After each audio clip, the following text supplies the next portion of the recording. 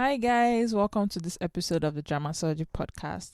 In this episode, I thought I would do a quick review of this drama that has kind of caught my attention these days. It's titled Butterflied Lover, and it's a currently airing 2023 Chinese drama. And honestly, I just think this is a very, very good drama, and I thought, not a lot of people are watching this, so let me kind of give them free advertisement.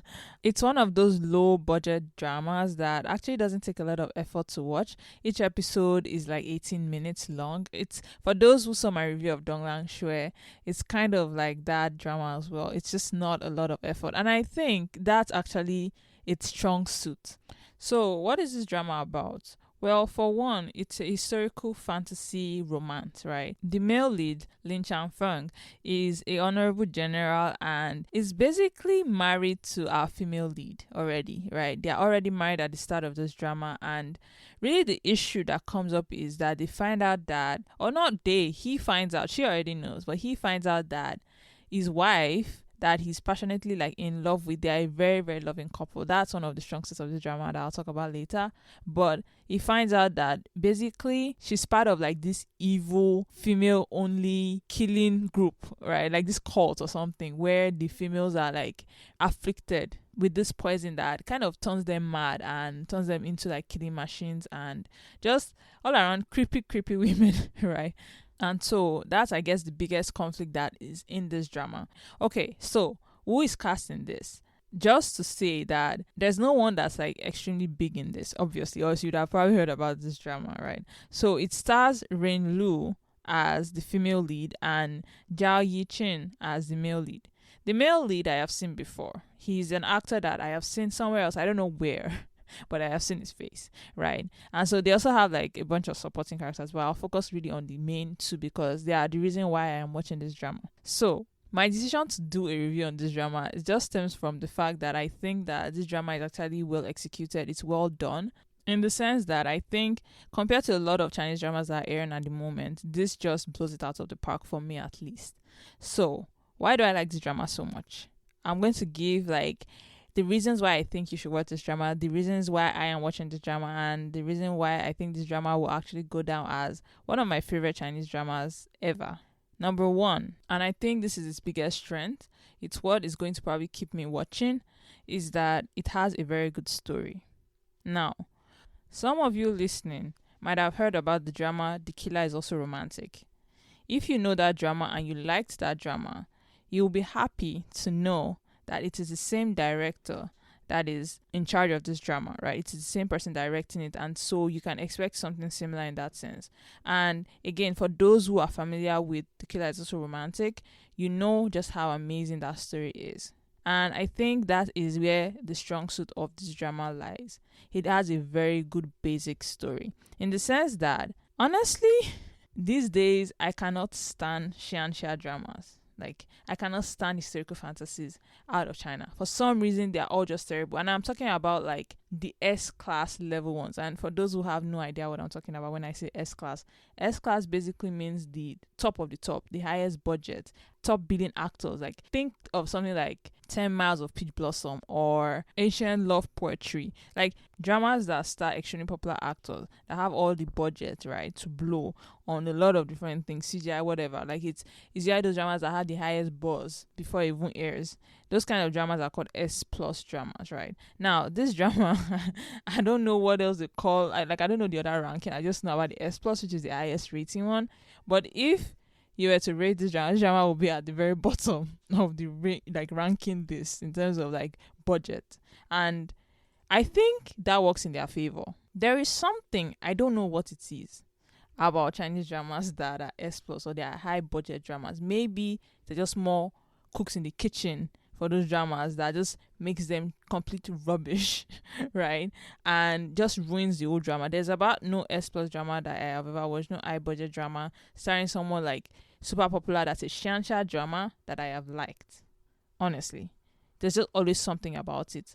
And this drama doesn't have that because I think given that it is from a director that has established himself with the network he's airing with, which is Mango TV, he's able to kind of get away with some things and kind of put his own color into things in the way that if this was a drama that was like having the biggest budgets, you get investors kind of inputting their own spin on things on the drama, which kind of ruins the vision a director might have for the drama, right? And so I think this drama, because it has that low budget, it is able to kind of keep its story tight, keep its story fresh. And one thing that, again, bothers me a lot about the Shang genre, especially the Shang genre, is that there's just too many villains. Like, I don't know if you guys have noticed, but in historical Chinese dramas, the villains are unbelievably too much sometimes, right? They just take over the plot. They kind of give me anxiety to the point where I'm like, how is it possible for me to even root for the protagonist or the protagonists if you have this many villains, right? If you have them going through this much hardship, that there's almost no moment for me to like feel the romance that is supposed to be building up between the couples, right? Because there's a villain here, there's a villain there, right? And so that kind of pisses me off about like Shansha dramas as a whole.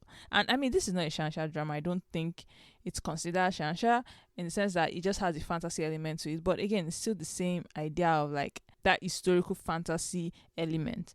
And the thing about this drama, the thing that it does well is that it kind of avoids that trope of having too many villains, right? In the sense that, yes, there's conflict in our story. There is something that our protagonists have to work towards or work against or, fight for, right?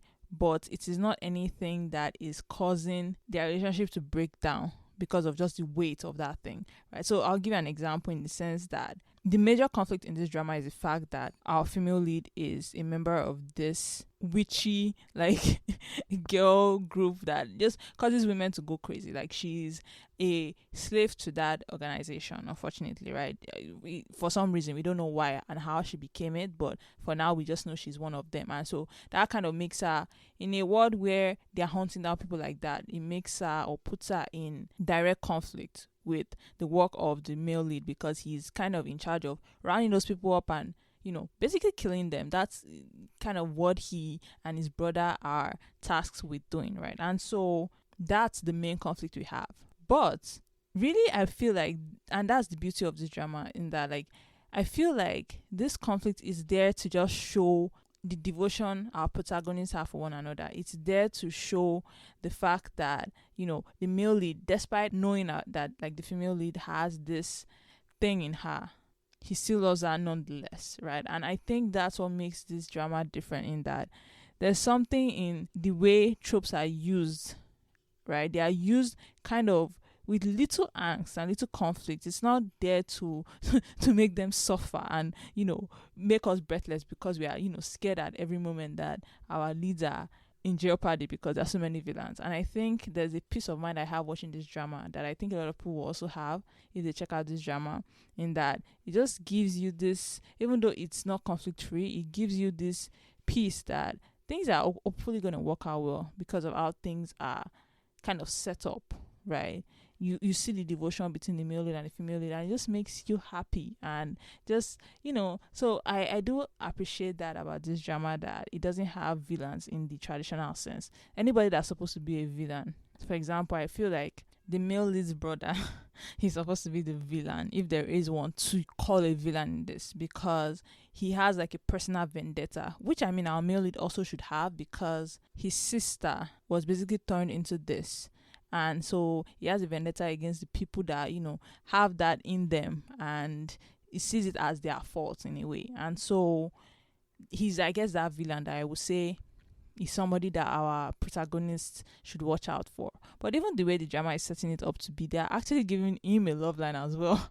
So he's going to probably turn out to be a good-ish person, right, at the end of the day. Not somebody that our protagonists will have to fight to the death to, take down. And I like that about this drama. And also because people communicate.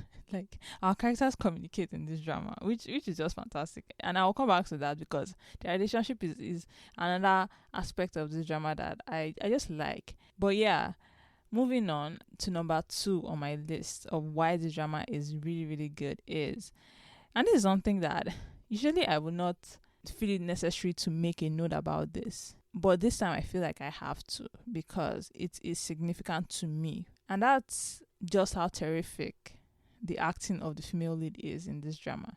Rin Lu, I've never seen her before. I've never seen anything she's been in before, I don't think. She is a fantastic actress in a way that typically the way her character is portrayed, it's very similar to how a lot of female leads are portrayed in Chinese dramas. Very infantilizing, very girly way. But there's still something about her that even though she's like that, she's still a very strong person.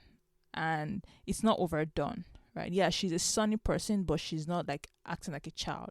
And that's another thing that works in, like, it's just something I like, because I can't stand when it seems like the female lead is made to resemble like a 2-year-old. No, she's, yeah, to an extent, very sunny, very like playful, but she's not a child, and she does not act like a child. And that's something that I appreciate.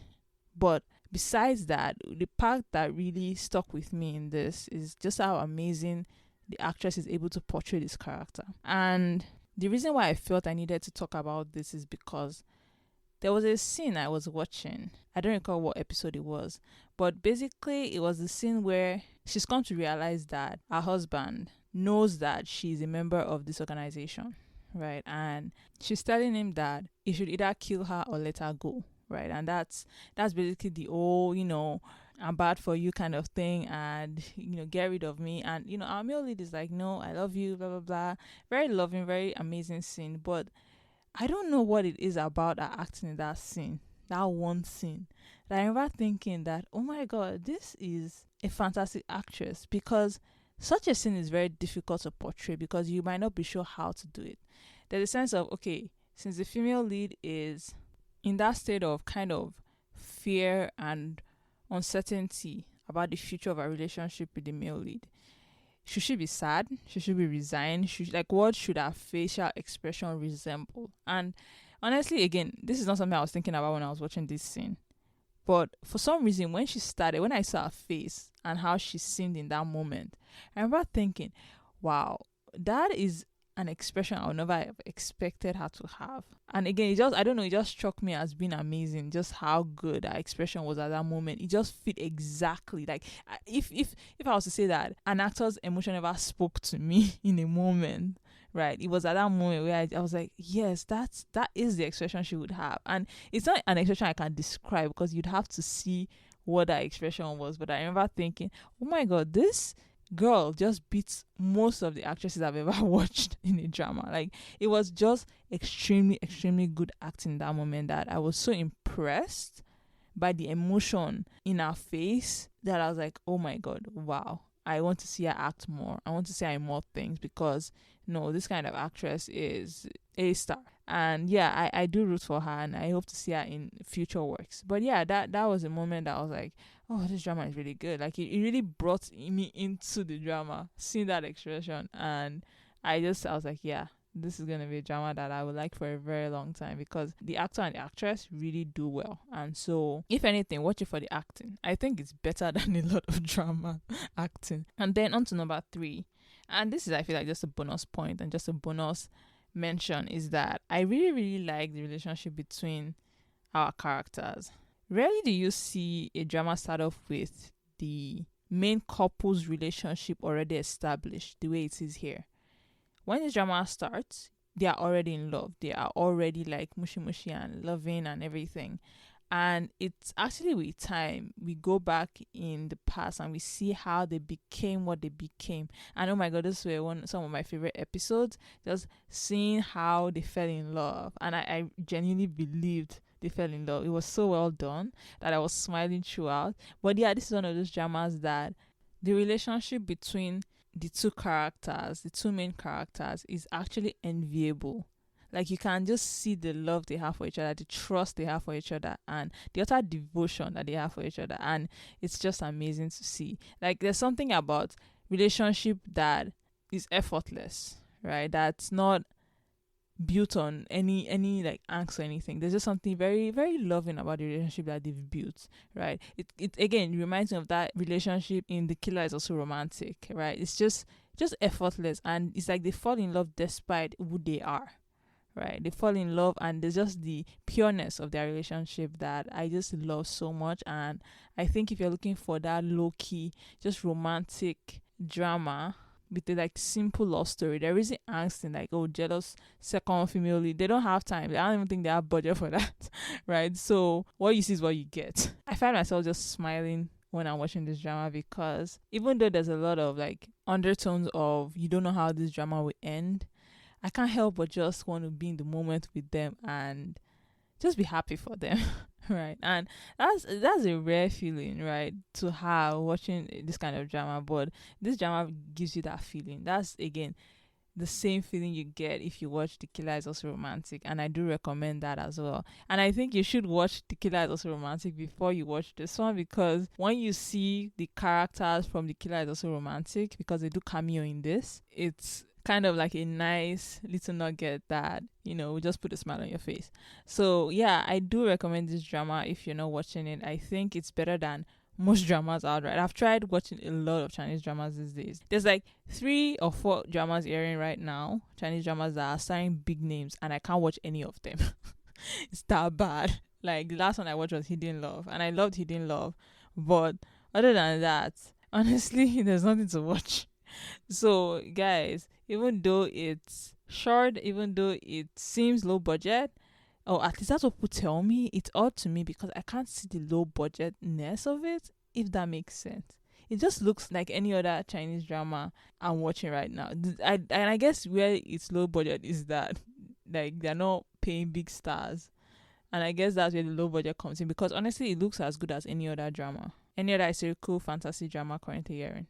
So I do have to say, check this drama out and let me know what you think. I think it's a really good drama, and I think you guys will like it very, very much. Yeah, that's my short and quick review of Butterflied Lovers. It's a very good drama. Please check it out. Let me know what you think at Reddit u/Dramasology. Thank you guys so much for listening. Have a nice day. Bye.